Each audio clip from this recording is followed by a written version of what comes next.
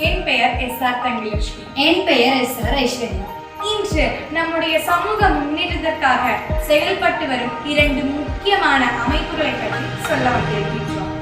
ஒன்றாவது KDS development and welfare society, அதாவது கண்ணன் தேவன் hills development and welfare society. இரண்டாவது இன்சைட் இன்ஸ்டிடியூஷன். இந்த அமைப்புகள் முதன்மையாக மூணார் பகுதியில் தொடங்கப்பட்டவை. இந்த அமைப்பின் தலைவராக ஜெயகிருஷ்ணன் அவர்கள் பணியாற்றி வருகிறார். மேலும் பொதுச் செயலாளராக சேதுராமன் IPS அவர்கள் பணியாற்றி வருகிறார். இந்த அமைப்புகளின் முக்கிய நோக்கம் தமிழ் பேசும் மாணவர்கள் கல்வியிலும் திறமையிலும் முன்னேற வேண்டும் என்பதுதான். அது மட்டுமின்றி மூணாறில் உள்ள தேயிலை தோட்ட தொழிலாளர்களின் பிள்ளைகளுக்கும் தமிழ் படிக்கும் ஏழை மாணவர்களுக்கும் இந்த அமைப்பு தொடர்ந்து பல்வேறு உதவிகளை செய்து வருகிறது.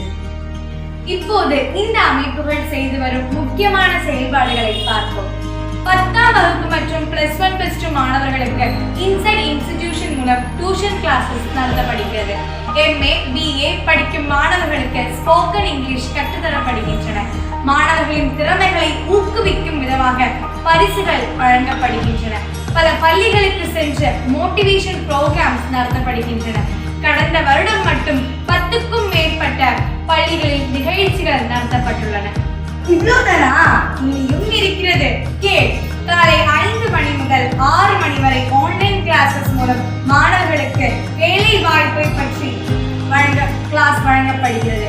மூணார் பகுதியில் உள்ள பள்ளிகளுக்கு தரை அமைக்கும் உதவி மற்றும் புத்தகங்கள் வழங்குதல் போன்ற சமூக சேவைகளும் செய்து வருகின்றன. மேலும் மூணார் பஞ்சாயத்தில் பேசி ஒரு நாலேஜ் சென்டர் அமைக்கப்பட்டுள்ளது. அதில் வழங்கப்படும் பயிற்சிகள் என்னவென்றால் நவோதயா கோச்சிங், PSC கோச்சிங், கேட்டட் coaching, spoken English, Malayalam certificate course. 1500க்கும் மேற்பட்ட மாணவர்கள் இந்த கோர்ஸ் மூலம் பயனடைந்துள்ளார்கள். இது யூனிவர்சிட்டி மற்றும் கவர்மெண்ட் அங்கீகாரம் பெற்ற சான்றிதழாகும். அது மட்டுமின்றி இப்பொழுது மூணார் பகுதியில் 1 மாத கோடைக்கால பயிற்சி முகாம் நடைபெற்றுக் கொண்டிருக்கின்றது. இந்த முகாமில் 75க்கும் மேற்பட்ட மூணார் தேயிலை தொழிலாளர்களின் பிள்ளைகள் கலந்து கொண்டு பயனடைந்து வருகிறார்கள். இந்த அமைப்புகளின் மிகப்பெரிய இலக்கு கேரளம் முழுவதும் தமிழ் பேசும் மக்கள் கல்வியிலும் வாழ்க்கையிலும் முன்னேற வேண்டும் என்பதுதான். இது ஒரு அமைப்பின்